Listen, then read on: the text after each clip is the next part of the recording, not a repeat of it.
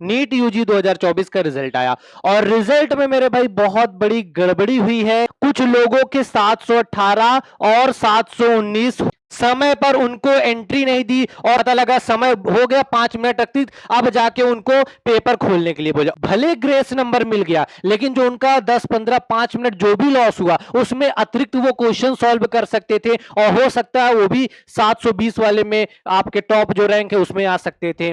Hello student teachers, एक बार फिर से आप सभी का स्वागत है आपके अपने यूट्यूब चैनल पर जिसका नाम है ट्रेनिंग जंक्शन। आज की इस वीडियो में मेरे भाई हम लोग बात करने वाले हैं, जैसा कि आप सभी को पता है कि आपका नीट यूजी 2024 का रिजल्ट आया और रिजल्ट में मेरे भाई बहुत बड़ी गड़बड़ी हुई है, घोटाला हुआ है। क्या हुआ है उसमें मेरे भाई आप अगर वीडियो में लास्ट तक बने रहेंगे आपको एक एक जानकारी मिलेगी। और मेरे भाई अगर आप टीचिंग एग्जाम से जुड़े हुए हैं तो ये वीडियो आपके लिए मोस्ट इंपॉर्टेंट रहने वाला है। क्यों मेरे भाई, अंत तक आपके सभी सवालों के जवाब मिल जाएंगे। तो मेरे भाई यहां पे जो आपके स्टूडेंट्स हैं उनके भविष्य के साथ कैसा छेड़छाड़, कैसा खिलवाड़ हो रहा है वो मेरे भाई आप सभी एक बार देख लीजिए। तो मेरे भाई ये आपका ये नोटिफिकेशन था जो आपका एनटीए का आया हुआ है, लेकिन मेरे भाई उसके पहले मैं आपको थोड़ा सा बता देता हूं कि इसमें चीजें क्या थी। जैसे मेरे भाई आपका जो नीट का पेपर होता है आपके टोटल 180 क्वेश्चन होते हैं। एक क्वेश्चन मेरे भाई 4 नंबर का होता है,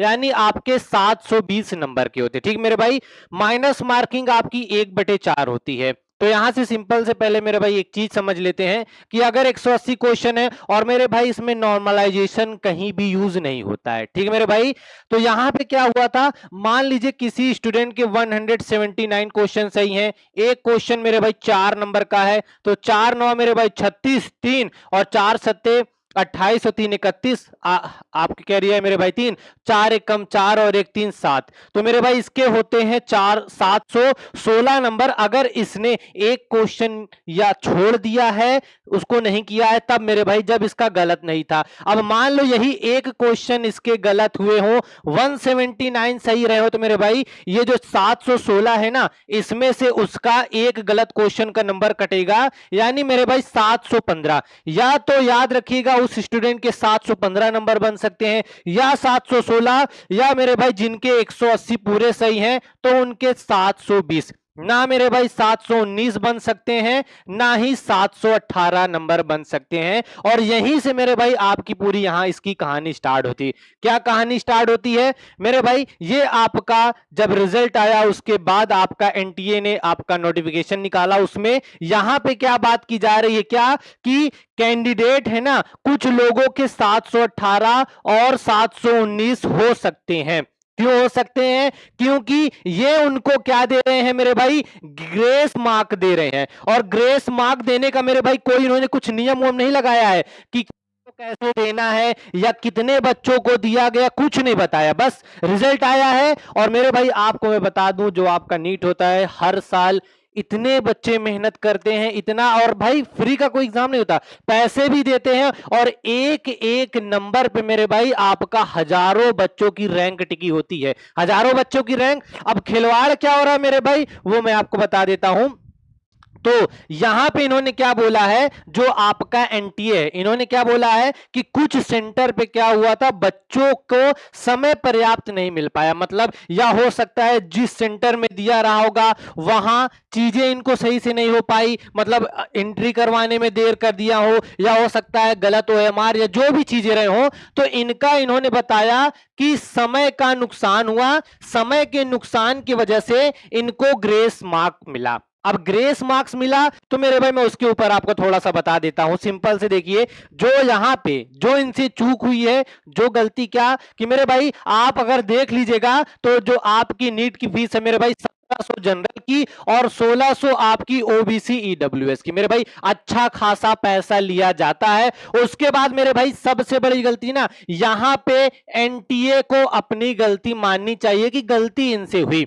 और जैसा मेरे भाई आपको मैं बता दूं, अभी आपका कुछ दिन पहले, कुछ महीना पहले आपका जो जनवरी में सीटेट का एग्जाम हुआ था और आपका जो मार्च वाला वैकेंसी रद्द हुई थी बिहार शिक्षक भर्ती, वहां पे भी क्या लोगों की शिकायतें आई थी कि जो सेंटर जहां पे दिया गया था उन्होंने ओएमआर सीट गलत बांट दी, समय पर उनको एंट्री नहीं दी, और समय पे अगर एंट्री दे दी तो मेरे भाई उनको जानकारी ही नहीं थी कि कब ओएमआर बांटना है, कब उनको पेपर ओपन करने के लिए बोलना है। पता लगा समय हो गया 5 मिनट तक थी, अब जाके उनको पेपर खोलने के लिए बोला। और एक दो जगह नहीं मेरे भाई, बहुत जगह ऐसा हुआ है कि ऐसी छोटी छोटी गलतियां जो स्टूडेंट के फ्यूचर से पूरा खिलवाड़ कर दिया गया। ठीक है मेरे भाई। और बहुत सारे ऐसे सेंटर थे जहां रूम में घड़ी नहीं, पता लगा 10 मिनट बचा है, तब जाके उनको बताया जाएगा कि मेरे भाई आपका सिर्फ 10 मिनट बचा हुआ है, अब आप उसी में गोला अपना कर लो। अरे ओएमआर सीट का पेपर है, हवा में थोड़ी ना है। बच्चे को कम से कम रूम में एक घड़ी तो देना चाहिए, घड़ी ना दो। मैं बोल रहा हूं ऐसे ये जो गलतियां हैं मेरे भाई, ऐसे स्कूलों को, ऐसे कॉलेज को, एनटीए हो चाहे आपका सीटेट हो, चाहे जितने भी बड़े एग्जाम हैं, ऐसे कॉलेज और स्कूल को सेंटर क्यों देते हैं? फ्री में तो सेंटर दे नहीं रहे, बच्चा फ्री में तो आ नहीं रहा है, 1000-1500 रुपए, 1600-1700 पैसा देके आपसे फॉर्म भरवा रहा है, और एक एग्जाम आपसे सही से कंडक्ट नहीं हो रहा है। और कंडक्ट नहीं होता है तो अपनी गलती मानने के बजाय ये क्या कर रहे हैं, ये उनके भविष्य के साथ खिलवाड़ कर रहे हैं, मतलब उनको ग्रेस मार्क दे रहे हैं। मेरे भाई सिंपल सी बात है, एक्स्ट्रा मार्क क्यों? अच्छा, क्यों बच्चों को एक्स्ट्रा मार्क दिया गया? चलो मान लो दिया गया, क्या अब यहां से सवाल आता है, क्या सच में जिन बच्चों का समय की हानि हुई थी, क्या उन सभी को मार्क्स मिला, या फिर जिन्होंने सिर्फ केस किया था सिर्फ उनको मिला? ये बहुत बड़ा सवाल मिलता है। दूसरा मेरे भाई, यहां पे कोई आपका लिस्ट नहीं आई है कि किस बच्चे को कितना मार्क्स मिला है। मेरे भाई किसी को 2 मिल सकता है, किसी को 10, किसी को 20, भगवान जाने किसी के साथ कितना हो। और दूसरा, एक्स्ट्रा मतलब इनको एक्स्ट्रा मार्क्स देने के बजाय एक्स्ट्रा टाइम क्यों नहीं दिया गया? अब इसमें बहुत सारे बोलेंगे एक्स्ट्रा टाइम देगा तो हो सकता है वो लोग 5-6 क्वेश्चन ज्यादा सही कर लेते हैं, तो हो सकता है उन लोग 28-24 नंबर उनके बढ़ जाते हैं। और ये बात एकदम सही है मेरे भाई, क्योंकि अगर समय अतिरिक्त मिलता है तो बच्चा अच्छा हो सकता है कि 5-6 क्वेश्चन और सही कर सकता था, तो हो सकता है जो जितना भी ग्रेस मिला हो, क्योंकि उसके बारे में किसी को नहीं पता है, हो सकता है वो मार्क्स और बढ़ सकते थे। तो लेकिन इसमें मेरे भाई यही दिक्कत है कि जिन बच्चों का, जिन जिन बच्चों का यहां पे दिक्कत हुई, क्या सभी को मार्क्स मिला? और सभी को कैसे ये पहचाने कि मेरे भाई इसके समय की हानि हुई है, इसके समय की हानि हुई है? ये मेरे भाई जिन्होंने सिर्फ कोर्ट केस किया, सिर्फ उन्हीं को एक्स्ट्रा मार्क की जरूरत थी, बाकी किसी को नहीं थी, बाकी किसी समय की हानि नहीं हुई थी। यहां तो मेरे भाई चलो बच्चे जागरूक थे, नीट का पेपर दे रहे थे, अच्छे खासे घर से आ रहे थे, उन्होंने कोर्ट केस किया। लेकिन जब आपका सीटेट का एग्जाम होता है, बिहार शिक्षक भर्ती होता है, कुछ नहीं, जो आपके ऑफलाइन पेपर होते हैं सब शांत बैठे रहते, कोई केस कोई कुछ नहीं। यहां पे जो भी जैसा हुआ हो गया। और जो स्कूल के, जो आपके जिन भी कॉलेज में ऐसी दिक्कत होती है, उनसे बोलो तो वो क्या बोलते हैं, हम तो सही से करवाएं, हम तो सही से। अरे यार, अगर सही से करवा रहे हो तो 15-20 मिनट किसी स्टूडेंट का बर्बाद होगा। और मेरे भाई गलत ओएमआर सीट देने से, सही से बच्चों को समय पे चीजें ना देने से इनका कुछ नुकसान नहीं है, नुकसान है उस विद्यार्थी का जिसका पूरा 1 साल बर्बाद हुआ हो सकता है। उस 1 साल में उसने कहीं घूमने ना गया हो, 1 साल वो कहीं कुछ करने ना गया हो, लेकिन ये छोटी छोटी लापरवाही की वजह से, अब क्या ही बोला जाए। दूसरा सबसे जो बड़ा मेरे भाई, कि कितने लोगों को एक्स्ट्रा मार्क्स मिला है, कितने लोगों को यहाँ पे सच में जरूरत थी, या जो भी था वो मेरे भाई आप खुद समझ रहे होंगे कि एक्स्ट्रा मार्क देने के बजाय आयोग अपनी गलती मानता, आयोग आगे के लिए सजग हो जाए कि ऐसे जितने भी स्कूल हैं जहां से शिकायतें आई हैं, उन सभी को कोई भी ऑफलाइन एग्जाम कराने का कोई भी मौका ना दे, उन सबको पूरी तरह से बैन करा दे। अगर ऑनलाइन भी होता है, जहां भी कंप्यूटर सेंटर पढ़ते हैं, जहां भी ऐसी शिकायतें आती हैं, उनको परमानेंट बैन कर दे, दोबारा जिंदगी में उनको पेपर कंडक्ट करवाने का मौका ना दे। क्योंकि मेरे भाई यहां पे सिर्फ आपका है कि एक स्टूडेंट का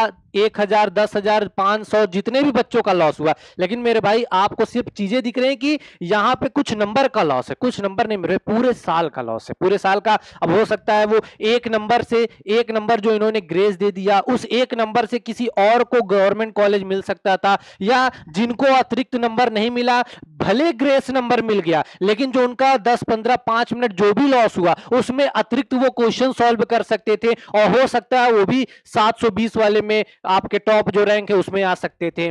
तो इसमें आयोग को आगे के लिए देखना पड़ेगा और चीजें करनी पड़ेंगी। और फिर से बता रहे हैं, ये जिन बच्चों को ग्रेस मार्क्स मिला या जिनके साथ भी दिक्कत हुई है, उनके लिए उनको थोड़ा सा सोचना पड़ेगा। सोचना इसलिए पड़ेगा क्योंकि मेरे भाई यहां ये कोई छोटा मोटा आपका ग्रुप डी लेवल का एग्जाम नहीं है, ये बहुत बड़े स्तर का एग्जाम है। और दूसरा मेरे भाई जो सबसे बड़ा और जिसके लिए वीडियो मैंने बनाया था, क्या कि जो आपका बहुत सारे लोग यहां पे ये बोल रहे हैं कि आपकी यहां पे क्या है कि एक ही स्कूल में जो टॉपर्स हैं उनके रोल नंबर सबके सेम है, वो आस-पास एक दूसरे के पास बैठे थी है। तो मेरे भाई देखो, ये सिर्फ कह देना कि कोई रोल नंबर से है और वो एक ही जगह की नकल की होंगे, तो अपने आप में एक बहुत अजीब सी बात लगती है। ठीक है मेरे भाई, हो सकता है बहुत बार आपके कोइंसिडेंस होते हैं, चीजें हो जाती हैं कि एक जैसे पढ़ने वाले लोग एक समय में आ जाते हैं।